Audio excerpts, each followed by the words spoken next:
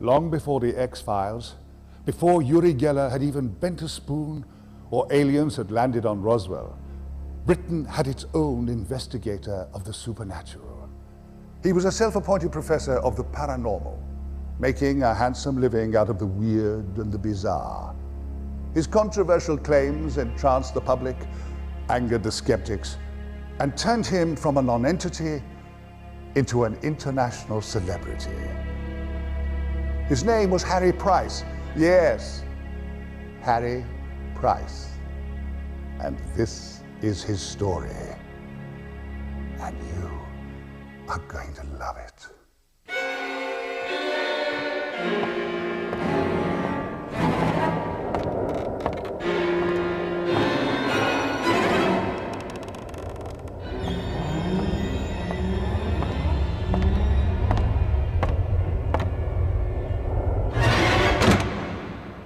Harry Price was the most famous psychic investigator of the 1930s. This was an era when stories of ghosts and psychics were making headlines. There was the Devil Girl of Romania. Borley Rectory, the most famous haunted house in England. And of course, GEF the Talking Mongoose.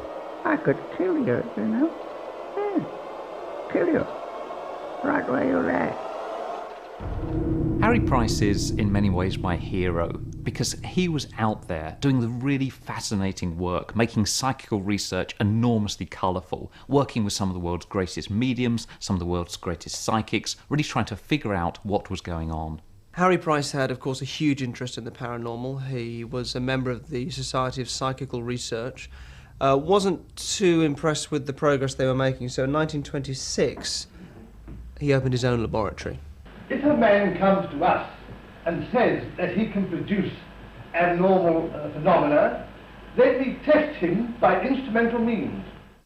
With his national laboratory, Price wanted to find out what was going on. There you had mediums and psychics claiming these amazing abilities, and he wanted to find the answers. Was it really possible to contact the dead? Psychical research is a science and is rapidly becoming an exact science. Its object is to ascertain by exact experimental methods how far the alleged phenomena of the seance room can be brought into line with normality. Harry Price's career as a ghost hunter began in the 1920s when mysteries like telepathy, hauntings, and spirit seances were hardly ever out of the headlines. Spiritualism was enjoying a revival in the aftermath of World War I and a million dead soldiers. Mediums acted as intermediaries between this life and the next. The debate raged. Was it really possible to talk to the dead? And more importantly, would the dead answer back? Harry Price, who was something of an amateur scientist, decided there was only one way to find out. He would put the mediums to the test. The fundamental trick of a medium is to convince the audience that you need to have dim lights or the lights off in order to attract the spirits. Of course, once you switch off the lights, do anything you want, really. Your imagination takes flight in the dark. You know, I've sort of done this myself with a group of people. You become very aware that even a tiny creak or anything from the room gets interpreted and exaggerated, and you very easily believe that supernatural events are taking place. They would generally be sat down in a seance situation and be tied down. The reason they had to be tied down is because things were being thrown around the rooms and objects were being moved, and they wanted to prove the fact that they weren't doing it. Well, the obvious thing is that they were escapologists, that they could escape from their bonds and they were able to do that type of thing. Harry designed all kinds of ingenious equipment to help in his quest for truth, and he designed carefully controlled situations in which to monitor the mediums. All these controls had one aim: to prevent fraud.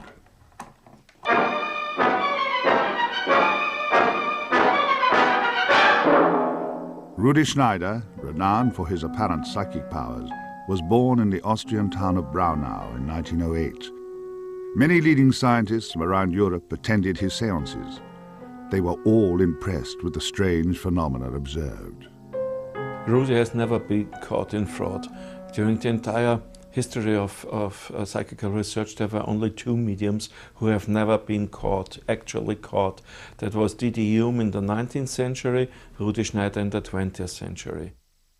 Harry organised Rudy to London in 1929 to be stringently tested at his National Laboratory for Psychical Research.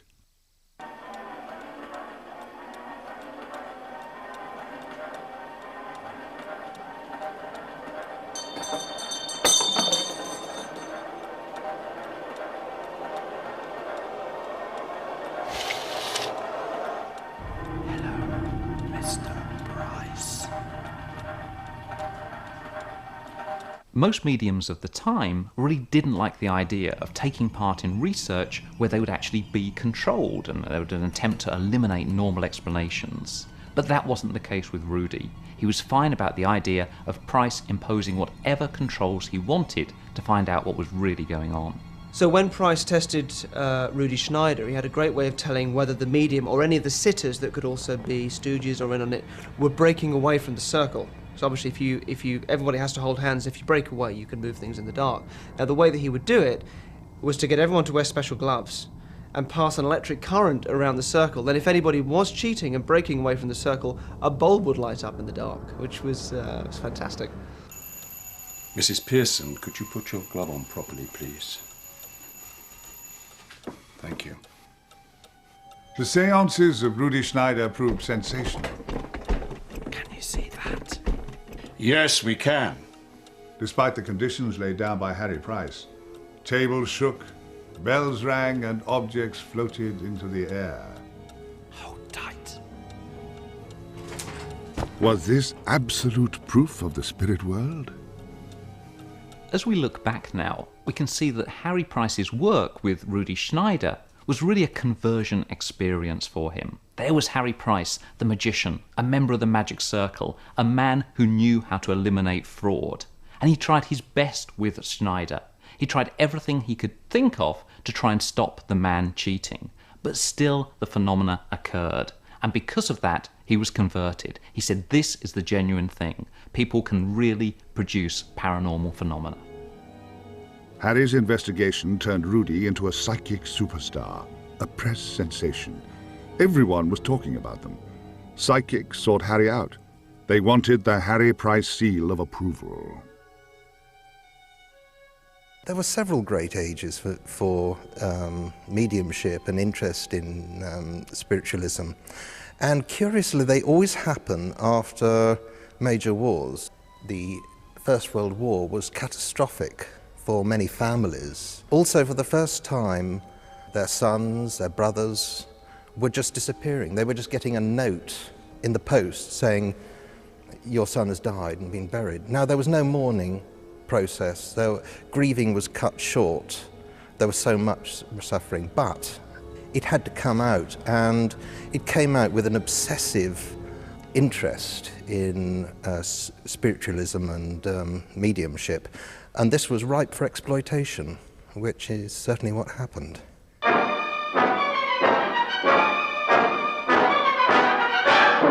In 1931, the most famous British medium was Helen Duncan, and she made a considerable living from her séances. Many of her followers believed her to be genuinely psychic. She also had a manifestation in her repertoire that singled her out from other mediums. She could produce ectoplasm. As you'll see.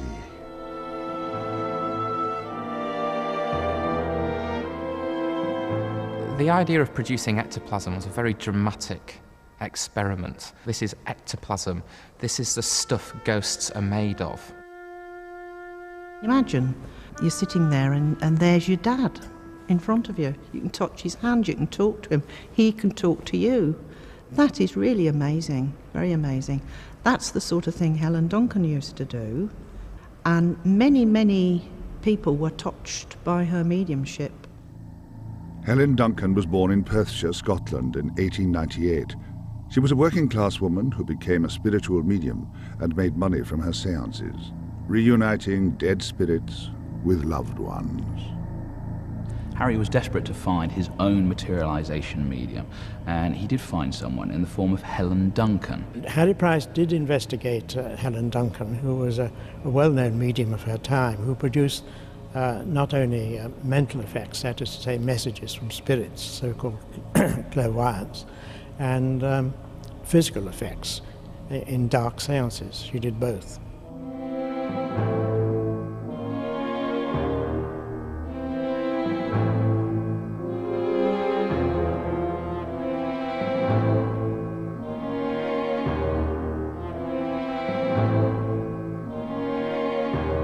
Harry didn't believe that Helen Duncan was a genuine medium. Before the seances with Harry Price, Helen Duncan was always searched. So it was something of a mystery how she could produce this drapery. But there were theories as to how she concealed it, but I think they're too disgusting to discuss in detail. Well, one thing about Helen Duncan's ectoplasm was that it would always be accompanied by a very strange odour, and this was something that led Harry Price to think that she was regurgitating the cloth.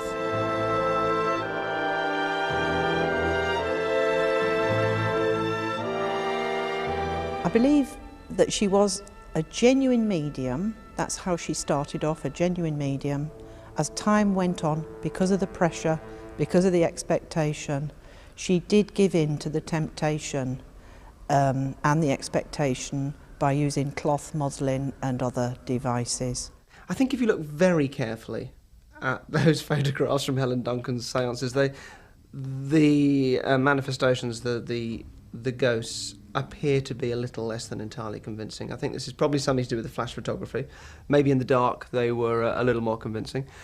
They look a little bit like blow-up dolls covered in cloth. You know, you've got to remember that people were set up to expect something supernatural, and they would latch onto these vague images in the dark as their loved ones, you know, which is not particularly flattering for those loved ones. But nonetheless, people would see them as absolutely what they weren't. The photographs that Harry Price took seemed to be very clearly photographs of ordinary material, which you could see was woven. And you could see the folds and the hem, things like that. So what he suggested was they X-ray Helen Duncan. At that point, she becomes furious. She bursts out of the lab, runs onto the street. They go out, they bring her back into the lab, they X-ray her, there's nothing to be found. And so Price assumes that somehow she's got rid of the cheesecloth. Harry Price's suspicions about Helen Duncan were later supported because in 1944 she was arrested during a séance and charged with being a fraudulent medium. Now there's still a huge amount of debate about the trial and the evidence, but the bottom line was she was found guilty and sentenced to 9 months.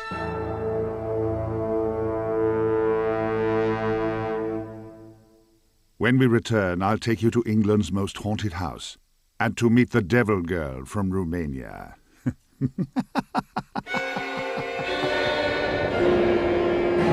India has always been a great source of mystery, and in the 1930s many Indian magicians came over to the West to demonstrate their powers. They went into trances, buried themselves alive. They appeared impervious to pain, and one of them even claimed to have X-ray eyes.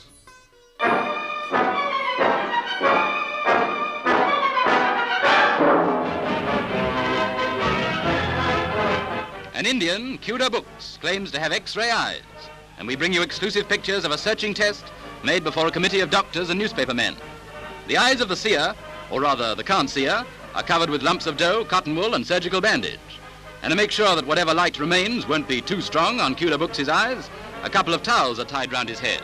Harry was an amateur magician, he was a member of the Magic Circle, and it was his magic knowledge that he would use when sorting out the psychic phenomena from the frauds. Harry Price, I think, knew that Cuda Books was a magician. I mean, certainly Harry Price would have had the knowledge to understand the methods that Cuda Books was employing. A sentence is written on a blackboard, and to find out whether Cuda's a fakir or a faker, he's asked to copy it. Cuda Books used to describe his ability as basically a heightened sense of concentration. There are two men on the other side of the room. One has a cigarette. Will you light it? He was able to somehow pick up the vibrations of certain things without apparently seeing them. And Cuda does it. To the general public, Cuda Bux appeared to have amazing abilities. He was the man with the X-ray eyes. But Harry Price was a magician, and he knew that what he was looking at here was a magic trick. But in conversations with Cuda Bux, something else emerged. Cuda Bux claimed to be able to do something that Harry Price had been curious about for many, many years. He claimed to be able to walk on fire. If any of you would like to try this in your own back garden, all you have to do is to repeat this charm. The sentence is Kulla narukuni bagdam wa salaman ala Ibrahim. The result should be this. But this was the result when these poor fellows forgot the magic words. When he investigated firewalking, he really set a precedent as to how this could be done, and he eliminated a lot of possible trickery as well. Price was the first person to inject some science into the situation. He built the bed, he measured the temperatures, he checked Cuda Bux's feet for chemicals, and yes indeed, Cuda Bux could do this. So we know there's a genuine phenomenon. But Price was the first person to say this is genuine and you can actually do some scientific research here. The X-ray vision might be a trick, but the firewalking wasn't. Now nowadays, we're so used to seeing firewalking with these business conference and team buildership weekends that we're sort of very used to it, and we realise there's nothing to it, but Price was the first person to realise that. Cuda Bux went on to appear in the 1940 British film They Came by Night. Sadly, he went blind and died in 1981.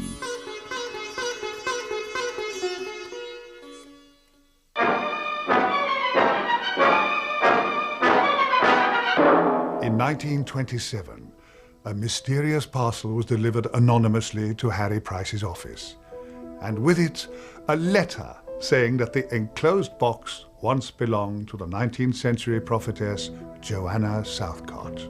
The box, it said, contained a message of great importance, a revelation that would touch not only the future of Britain, but that of the entire world. There was, however, a catch.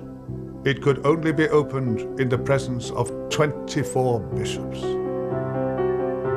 Joanna Southcott was brought up in Gittisham, which was an area which was full of superstition. At the age of 42, she had a profound religious experience that led her to believe that she was chosen by God for some special mission. In 1814, now aged 64 and still a virgin, she gave out the news that she was pregnant and would give birth to the new Messiah.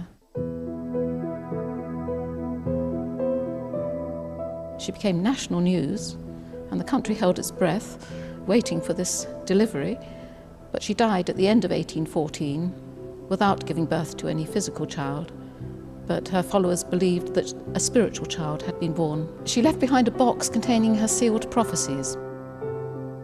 The prophecies were also supposed to tell the followers, when the Day of Judgment came, what they had to do in order to save themselves. The world is going to be ruled for 1,000 years, according to Joanna Southcott, by Joanna and her son, her holy son that she was supposed to have had, Shiloh. And so they're going to come back, probably next year, and conduct the world for the next 1,000 years. Joanna's work, her mission, had taken place after the French Revolution, when values and faith were shaken and people were looking for reassurance. And a similar situation prevailed after the First World War. And societies grew up who wanted to put pressure on the bishops of the Church of England to open Joanna Southcott's box. And they started an enormous poster campaign asking the bishops to open the box. What Harry Price decided to do with the box was to have a great public opening, so he ostentatiously sent invitations to the 2 archbishops and 80 bishops to come along. But of course the bishops weren't prepared to go and spend 7 days and 7 nights examining the prophecies. And the other stipulation was that they should be attended by 24 virgins. Obviously the Church of England, that's why they've never took up the invitation, because they know that it's a bit ridiculous. Harry opened the box anyway in front of just one bishop, but press from around the world. What he did was he picked out each item and handed it to the bishop, who was quite happy to hold it up and wave it around so that everybody could see what was inside it. This box was opened at the Church House, Westminster in 1927, and a wave of excitement passed through the audience as I cut the steel bag. The box contained the most extraordinary collection of objects. They found, among other things, a pistol, a lacy nightcap. Very curious. A dice box. But what Joanna wanted with a dice box, I can't say. A novel with the racy title of The Surprise of Love, or An Adventure in Greenwich Park. Well, I have shown you the very curious contents of that box, but I'm afraid that there was nothing in it which Joanna Southcott said would save the nation in a time of emergency. The box was of the right period, and it even had a little inlaid, her initials inlaid on the lid.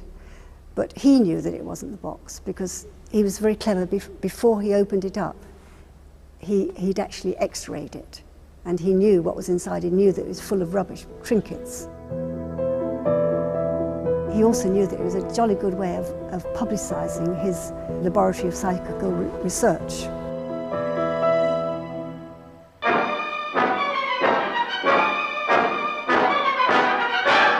Great Britain is noted for its ghosts. Every castle has its phantom, every village has its headless horseman, every forest has its banshee, and you're never far from a haunted pub. But it was Harry Price who immortalised Borley Rectory as the most haunted house in England. Borley Rectory had a history of a phantom nun who used to wander through the garden. I've seen the nun 3 times now. Once nun? Yes. Once on the Nun's Walk and twice in this churchyard. Harry Price's first visit was in June 1929. He was tipped off about the matter by the editor of the Daily Mirror. He thought, well, maybe there's a major news story here. I just finished watering the chickens and I came into the house and went upstairs to my room. And I leaned out of the window, as I often do at nights, and I was there for about 10 minutes and I noticed a nun glided across. Harry Price turned up at Borley Rectory and immediately all sorts of strange things started happening. Vases flying about, stones being thrown, bricks falling through greenhouse roofs. Previously there had been no objective phenomena at all. The only incidents had been hallucinations. Phantom coaches had been seen and heard, or phantom nuns had been seen in the garden, but nothing like stones or bell ringings, and a whole week of glorious news stories went out from the Daily Mirror, and it was the newspaper's sensation.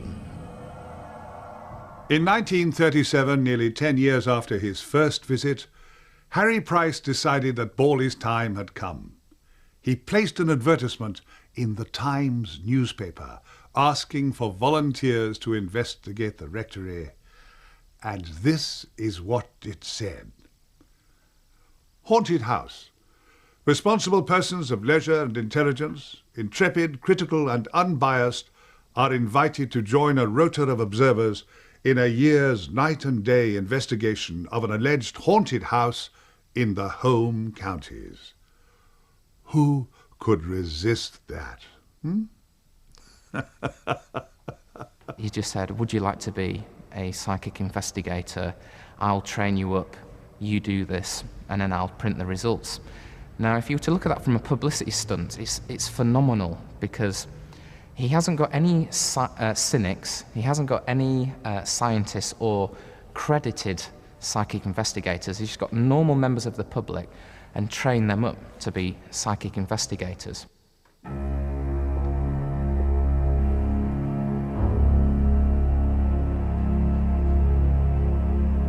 The investigators traced around objects with chalk to see if anything would move overnight.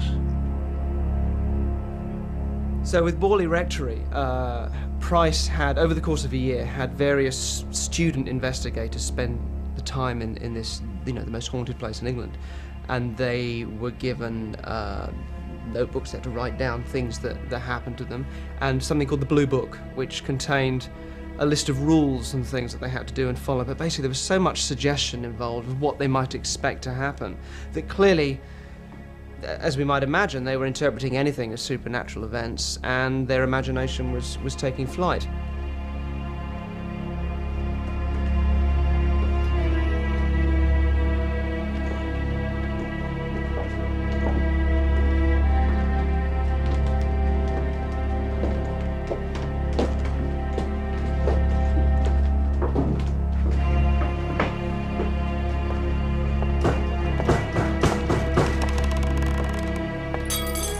Certain premises, like you have to stay in a room on your own in the dark for 2 hours a day. Now obviously, if anyone does that, your mind will begin to play tricks on you, and not surprisingly there were reports of rapping noises, things disappearing, things smashing, and he printed all of these findings in a book, which became a best-selling book. Well, obviously it caught the public interest. It was well presented. Price was a journalist as well as a psychical researcher. He knew how to present his material. But the skeptics as such slammed the book. They said it was a setup. Nearly 10 years after Harry Price's death, the Society for Psychical Research issued a damning report on the Borley Rectory investigation. It suggested that Harry Price was more than just careless in his research. It portrayed him as a publicity hound, given to wild exaggeration. Harry Price, given to wild exaggeration? Is that possible? It was even suggested that he might have produced some of the effects himself, fraudulently. That was said in the case of Borley Rectory, and a brick which was photographed, I believe, a flying brick. But I don't think that it was ever actually established that he did it, but it was a very suspicious event. A year after Harry's investigations, Borley Rectory burnt down mysteriously. Of course, what comes out of it is the absolute perfect ghost story, because you've got a team of investigators spending time in a haunted house, weird things happen, and at the end it burns down. I mean, it is the classic blueprint for any Hollywood horror film. It's been used many, many times since. Several years later, the rectory ruins were excavated, and an interesting discovery was made. Excuse me, Mr. Paul. What are you doing down here? Well, we're excavating the cellar of the rectory. Then came the bones. Part of the remains was the left jawbone. There were some teeth in position. Harry Price implied that these were the bones of the nun. My own view is that there's the need to be more careful. Was this just another of Harry's publicity stunts? Or was Borley Rectory really one of Britain's most haunted houses? We may never know the truth.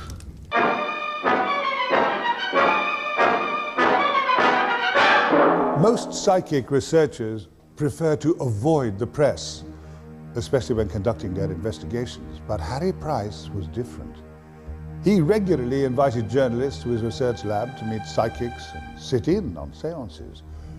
It made good copy, he said, and he was right, especially when it came to the story of a 14-year-old peasant girl who seemed to possess the power of mind over matter. Her name was Eleonora Zugan, but the press preferred to call her the Romanian Devil Girl.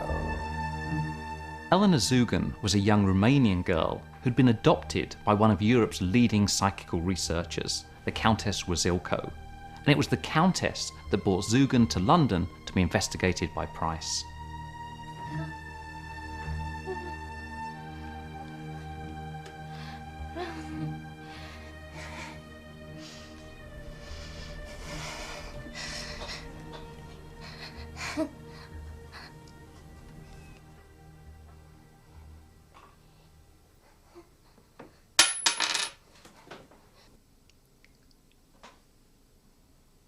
Thank you, Eleanor.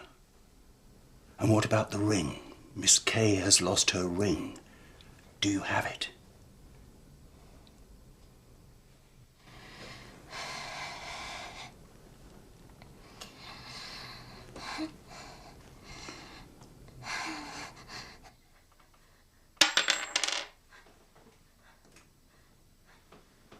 Thank you, Eleanor. Harry Price investigated the poltergeist activity surrounding Eleanor. He would, for example, put coins around the room and mark them. And whilst they were in the middle of the room, suddenly you might hear a clink. And a coin would materialize as if it had been thrown from the other side of the room. And when examined, it would be one of the coins that was on the outside of the room, and it would be one of the marked coins. It actually started when she found some sweets or something or other, and her grandmother admonished her for this. She said, now you have eaten the candy, so you have swallowed the devil now, and he will not leave you, and he's going to possess you and stuff like that. And straight after, I understand from the story, that the activity started to manifest itself. The main phenomenon of the Devil Girl was poltergeist activity, really. Objects moving, flying around the room, but also some markings appearing on her body. Some case studies say stigmata, but it was more like bite marks appearing actually on her skin. The dermal phenomena are broken down into three categories. It's the scratches, the bites, and the spitting. All of them attributed by the girl, by that very superstitious girl, to the Dracu. It was more or less a Dracu complex, a devil's complex that was implanted into her by the curse of the grandmother. She would give a loud like "ow" and make a reaction like that, and then tell the devil has scratched me here, or the devil has bitten me here, something like that. Well, thank you, Countess, for bringing that around. I think it's been very successful. Sales, hasn't it? I mean, you've produced two rings. The ring.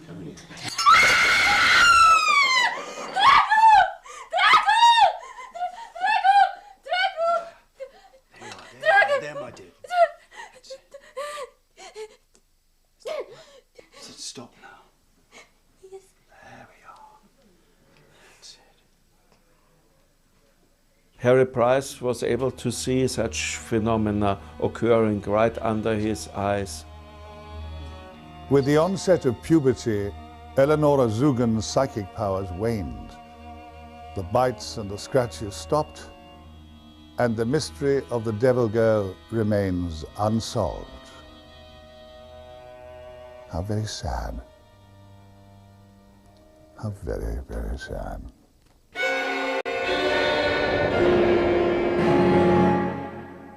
In 1932, 42 photographers and 73 journalists followed Harry Price to the Harz Mountains in Germany. He promised to show them a miracle. He would turn a goat into a prince.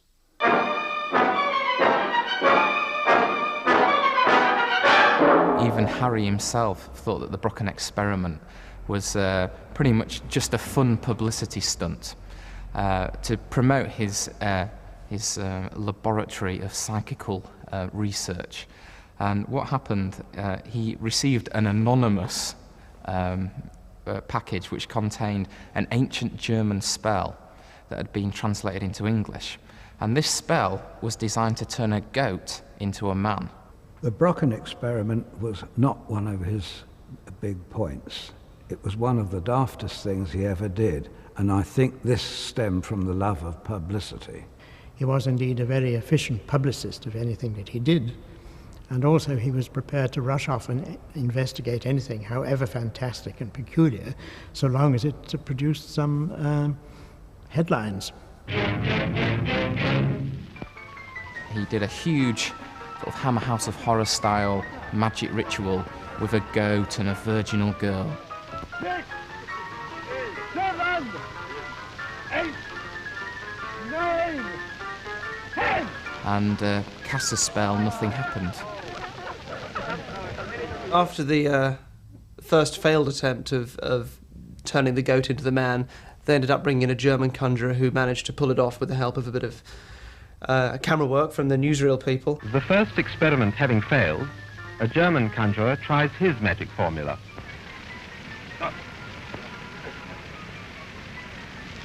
Abra, Kadabra, Ziege an der Wand, mache jetzt mir keine Chance.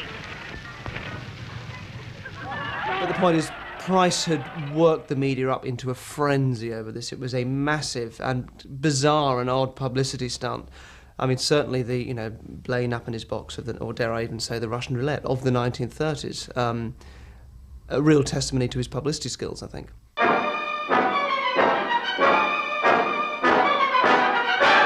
Of all the cases that Harry Price investigated, this is the strangest. It took place on the Isle of Man at Dawlish Cashen, and involved a strange character who liked to be known as Jeff. You remember Jeff? Harry called the story The Haunting of Cashens Gap, but people all over the world knew it by the simpler name, The Adventures of Jeff the Talking Mongoose.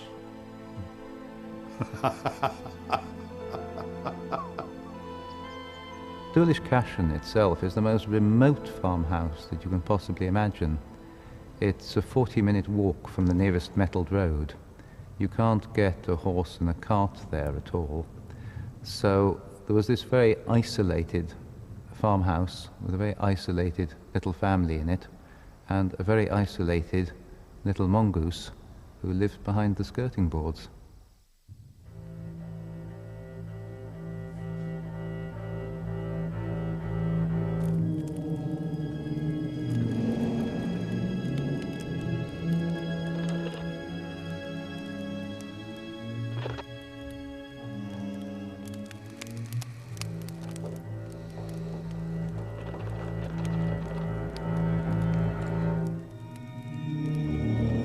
Irving heard scratchings, which he assumed were mice or longtails, as the Manx would call rats. Bloody rats. Bloody rats. And when he shouted at it, a little voice would shout back using the same words. Hello? Hello?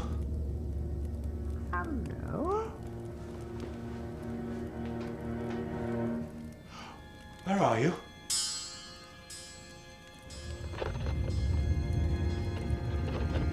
Where are you?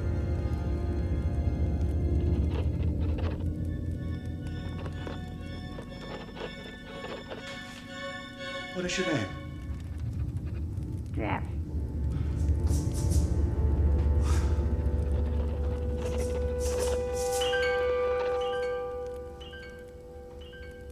Price came to the island in 1935, and he brought with him a colleague, a fellow called R.S. Lambert. This way, gentlemen. This is where Jeff first spoke to me. Hello? Hello? Hello, Jeff? Jeff, this is Mr. Price, the gentleman I spoke to you about. Let me. Jeff, this is Mr. Price. Could you show yourself to me? Of course, it is possible. He may not be here right now. He likes to travel about the island, you know. And how does he travel around the island? He takes the bus.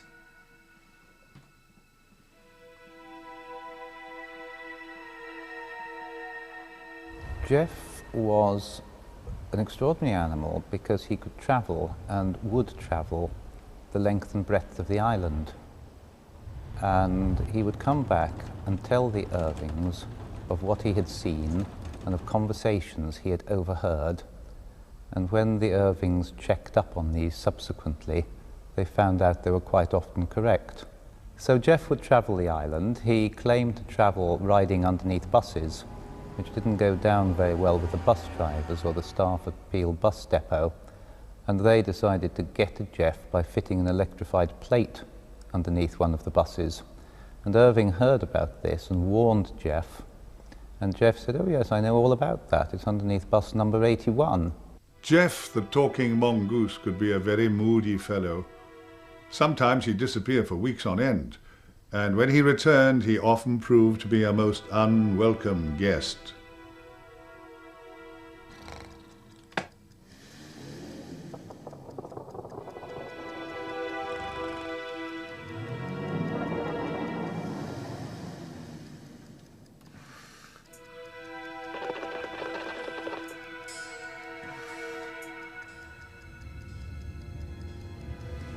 I heard you talking about me to Mr. Price.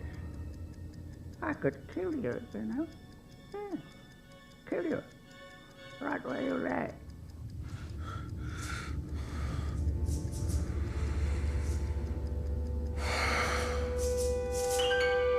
GEF stayed at the Irving house for some years, but in all that time only provided 3 pieces of evidence for his existence. A footprint, supposedly left by the creature, a hair from its back, and a photo taken by Mr. Irving's daughter. I see no mongoose. Do you? When Price and Lambert got back to England, they co-authored a book, which is now very collectible, and it's called The Haunting of Cashens Gap. In 1947, it was reported from the Isle of Man that a farmer had shot and killed a very strange-looking creature. It was, they said, a mongoose. I wonder, was it GEF?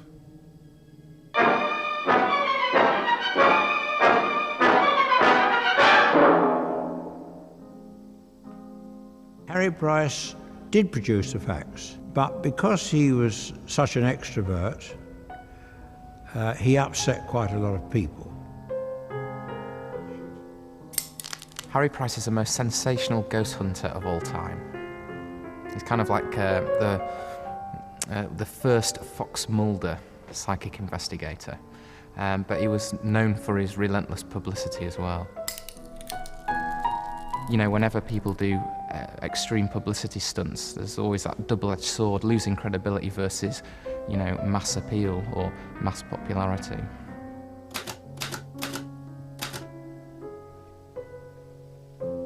The scope of Harry Price's work is incredible. He met the greatest psychics of his day and tested those who were willing. He had no hesitation in exposing those he found to be frauds, while lavishing equal praise on those he thought genuine. But how do you assess the work of a man who wrote so enthusiastically about every supernatural event he came in contact with? Whether it be a haunted house, a telekinetic girl, or even a talking mongoose called GEF. When I look back at Price's career, I have very mixed feelings about it. At one level, he was absolutely brilliant, a genius in getting the public involved in psychical research, and he carried out many of the most important investigations of his day. But at another level, you really don't quite know what he actually believed when he said something was genuine. Did he think that, or was that another publicity stunt? So it's very difficult to separate Harry Price the showman from Harry Price the scientist. Saying that, I still think it's a fantastic career, a colourful career, something which really took the idea of psychical research and made it this fascinating topic that was absolutely engrossing for the public. And he was really one of the absolute pioneers of stepping away from all the mind tricks that can be played and actually looking at what was really going on. I think he was a genuine investigator who got caught up occasionally with characters who weren't quite as genuine as he was. And I think he did play around a bit. But a genuine investigator he was. And he did an awful lot of paranormal research. Hello, Mr. Price.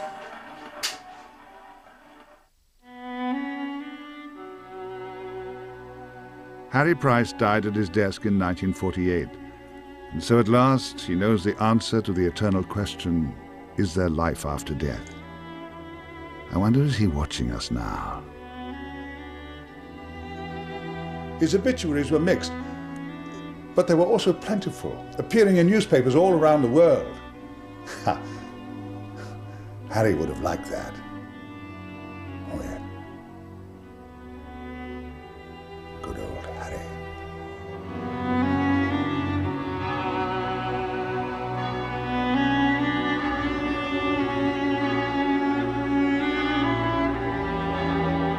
Tomorrow night at 9, Stargate SG-1's Amanda Tapping hosts Sky One's brand new show, Proof Positive, investigating the paranormal. Make sure it's in your Sky Plus planner. Back to tonight, though, and 24 is next.